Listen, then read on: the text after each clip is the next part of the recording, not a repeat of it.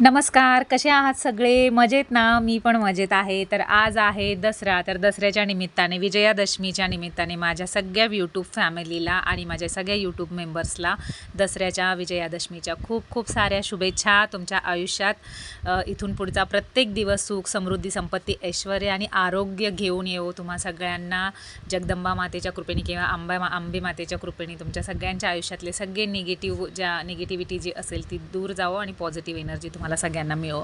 तर आजचा दिवस जो सुरू झालेला आहे अतिशय लगबगीने सुरू झालेला होता, कारण की आज मला घराचं तर आवरायचं होतं, पण आता नवीन एक जबाबदारी माझी वाढलेली आहे, ती म्हणजे शॉप. तर मला घराच्या सगळ्या माळा वगैरे लावून आणि लवकरात लवकर अर्ली मॉर्निंग म्हणजे 11-11:30पर्यंत शॉप ओपन करून परत मला शॉपचंही डेकोरेशन करायचं होतं. शॉपलाही माळा वगैरे लावायच्या होत्या आणि आमच्या शॉपमधला हा पहिला सण होता की दसऱ्याच्या निमित्ताने का असेना आम्हाला पहिल्यांदा शॉपची पूर्ण पूजा करता येणार होती. तर मी पहिले पटापट माळा तयार करून घेतलेल्या. त्या माळा मी आदल्या दिवशीच आणून ठेवलेल्या होत्या रात्री, जेणेकरून मला सकाळी माहिती होतं की एक प्रॉपर मॅनेजमेंट मी करून ठेवलेलं होतं की पहिले सकाळी माळा घेऊन येणार आणि रात्रीच माळा घेऊन येणार आणि सकाळी लवकरात लवकर त्या माळा लावून देणार. आणि मी सगळं माळा वगैरे लावून झाले आणि अचानक माझ्या लक्षात आलं की मी गेट पुसायचाच राहिलेला आहे. तर ते गेटवर खूप जास्त डस्ट आलेली होती. तर मी बस तो पटापट गेट क्लीन करून घेतला आणि माझा जो बाहेरचा पोर्शन आहे जो माझे एंट्रीच्या इथे आहे तर तिथे दिवा लावत असते मी रोज संध्याकाळी. तर त्या दिव्याच्या ठिकाणी पण मी छोटीशी फुलांची एक छोटीशी डेकोरेशन करून घेतलं. रांगोळी वगैरे काढायला आता लगेच तर वेळ नव्हता, तर मी ते सगळं सायंकाळी करणार होते.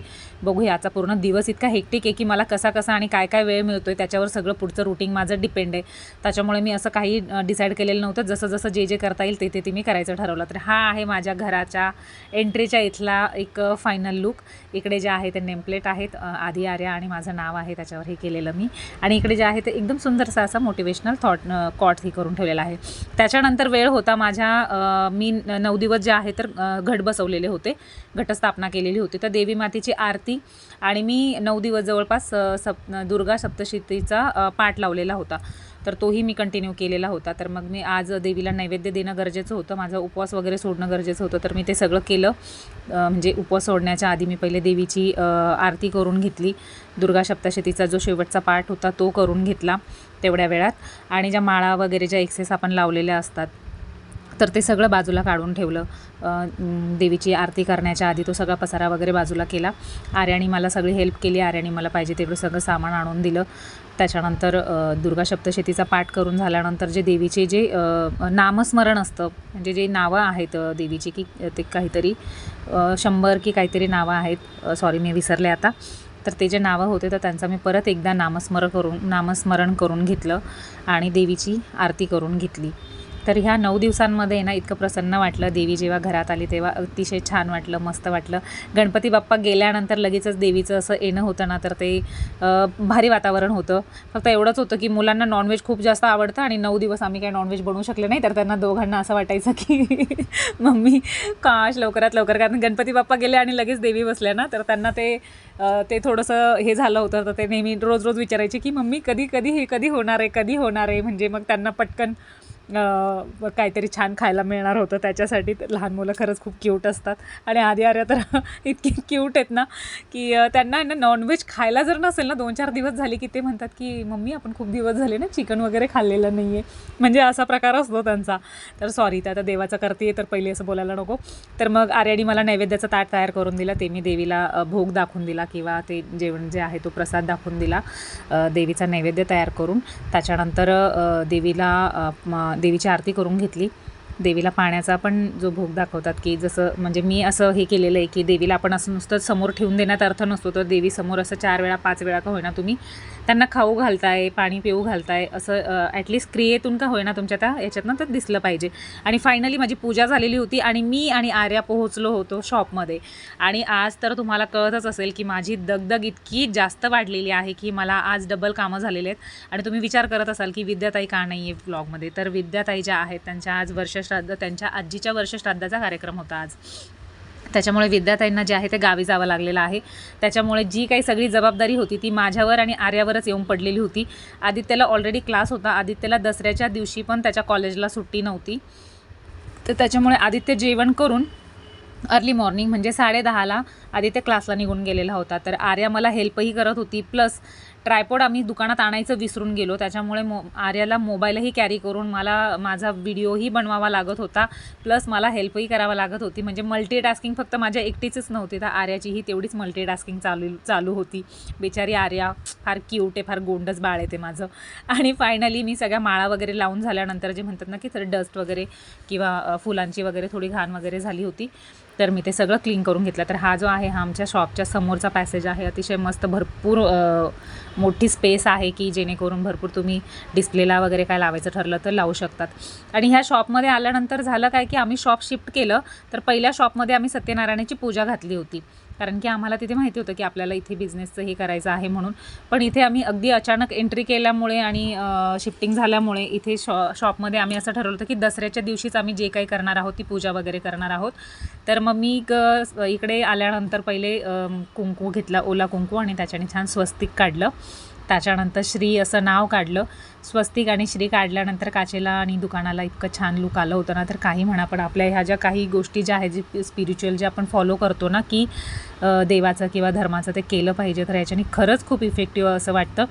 आज स्वस्तिक काढल्यानंतर ना शॉपला असं वाटलं की नाही, मस्त छान पूजा वगैरे झालेली आहे. आज पहिल्यांदा असं फील झालं की नाही, आपण शॉपचं अगदी म्हणजे सगळ्या विधिवत आपण सगळं केलेलं आहे असं मला फील झालं. त्याच्यानंतर इकडे मी श्री काढून घेतला कुंकवाणीच.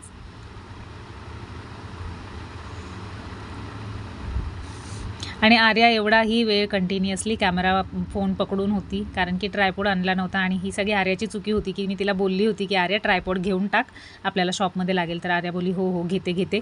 आणि ऐन वेळेवर सगळ्या गडबडीमध्ये ती ट्रायपॉड आणायचं विसरले. आणि त्याच्यानंतर शॉपपासून घर तसं जवळच होतं, पण तरीही कंटाळा आला होता. कारण कंटाळा म्हणण्यापेक्षा काही आवरणं खूप इम्पॉर्टंट होतं, शॉपचं काम आवरणं खूप महत्त्वाचं होतं. त्याच्यामुळे आम्ही तेवढा वेळ काही हे केला नाही, कारण की आर्याला ऑलरेडी बलून परचेस करायला जावं लागलं, बलून्स वगैरे घेऊन यावे लागले.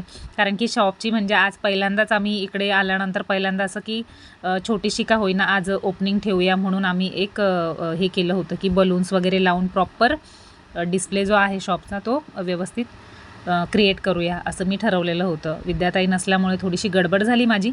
आणि त्याच्यानंतर मग मी मोबाईल माझ्या हातात घेतला आणि आर्याला रांगोळी काढायची होती. तर आर्या बोलली की मम्मी ठीक आहे, मी रांगोळी काढते.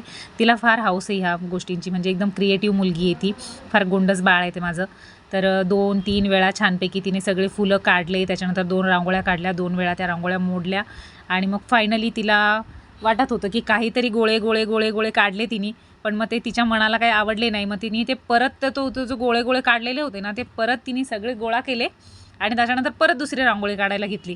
म्हणजे असं करता करता तिने त्या फुलांचा चुरगळा करून 3 वेळा रांगोळी काढली आणि 3 वेळा ती रांगोळी तिने पुसूनही म्हणजे परत ते फुलं गोळाही करून टाकले. पण ठीक आहे, आता लहान आहे ती, तिचं तेवढे हट्ट पुरवणं तर गरजेचंच आहे, तेवढं तर करावंच लागेल आता. आणि फायनल जो लूक होता, म्हणजे बलून आणून झालेले होते आणि बलून आर्याने फुगून दिलेत मला. आणि त्यातल्या त्यात गडबडीमध्ये आज असं झालं की बलून फुगवण्याचं जे पंप होता ना, तोही आम्ही घरी विसरलो. तर बिचाऱ्या आर्यालाच तोंडाने ते बलून फुगून आणि मला द्यावे लागले. मग मी लेस वगैरे लावली आणि छान बलून्स वगैरे लावले. तर आज शॉपचं जे आहे ते खरं ओपनिंग असल्यासारखं फील झालं. भारी वाटत होतं शॉप एकदम. म्हणजे असं वाटत होतं की पहिल्याच दिवस आहे आज शॉपचा, की आम्ही जस्ट ओपनिंग करून शॉप स्टार्ट केलं आहे, असं मस्त वाटत होतं एकदम. आणि आर्या मला मध्ये आयडिया देत होती की मम्मी हे बलून इथे लाव, हे बलून तिथे लाव. आणि हे क्रिएटिव्ह कलर्स जे आहेत ना, ते आर्याच्या चॉईस आहेत की तिला येल्लो, व्हाईट, ऑरेंज. ती म्हटली की आपण झेंडूच्या माळा ज्या लावल्यात ना, त्या येल्लो कलरमध्ये आहेत, ऑरेंज मध्ये आहेत ना, तर आपण सेम त्याच कलरचे आपण बलून्स पण लावूया. मुलं खरंच खूप क्रिएटिव्ह असतात आणि तिची क्रिएटिव्हिटी खरंच खूप कामी आली. ते बलून्स आणि जे फ्लावर्स होते ना, ते अतिशय सुंदर असे मॅच झालेले होते. आणि हा जो आहे शॉपचा फायनल लुक झालेला होता.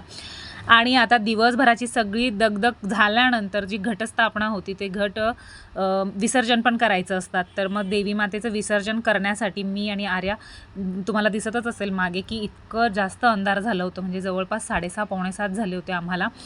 तर मी आणि आर्या, इथे छोटीशी एक नदी आहे जवळपास आमच्या घरापासून 6-7 किलोमीटर, तर तिथे जे आहे तर तिथे मी विसर्जनासाठी गेली आर्याला घेऊन. तिथे कुणीही नव्हतं, आम्ही दोघी गेलो तेव्हा मला तर भीती वाटायला लागली होती. मग त्याच्यानंतर 1-2 ताई म्हणजे 1-2 जणी परत आल्या विसर्जनासाठी, तर त्याच्यामुळे बरं वाटलं. आणि मग विसर्जन केल्यानंतर देवीच्या रूपाने, म्हणजे जेव्हा देवी जाते तर तिच्या रूपाने एक ज्योत आपल्यासोबत आपण हे करते. म्हणजे मी दरवेळेस करते की एखादं विसर्जन केल्यानंतर की ती जी ज्योत असते त्याच्या रूपामध्ये कुठेतरी देवी ह्या सगळ्या याच्यामध्ये विलीन झालेली आहे किंवा आपल्याला आशीर्वाद दिलेले आहेत असं आपण समजतो. तर मला एक छोटंसं मडकं मिळालं, मी त्याच्यामध्ये कापूर लावला आणि ज्योत पेटवली. ती ज्योत अतिशय सुंदर दिसत होती, खूप पीसफुल आणि खूप छान वाटत होतं त्या ज्योतकडे बघताना. म्हणजे एवढ्या पाण्यामध्ये ना ती सरळ वाहून नाही गेली, तर तिथे जो एक थोडासा स्पेस होता ना, तिथेच ती ज्योत पूर्ण विझेपर्यंत ती तिथेच गोल गोल फिरत होती. आणि ज्या मोमेंटला ती ज्योत विझली ना, त्याच्यानंतर ती पाण्यामध्ये तो जो मडका होता छोटासा तो वाहून गेला. तर मला खरंच असं खूप छान वाटलं की आपण देव म्हणतो की देव नाही आहे किंवा काय आहे किंवा देवाचं जे अंश आहे. तर मला आणि आर्याला खरंच खूप भारी वाटलं की ती एवढ्या मोठ्या पाण्याच्या याच्यातसुद्धा तो वाहून नाही गेला.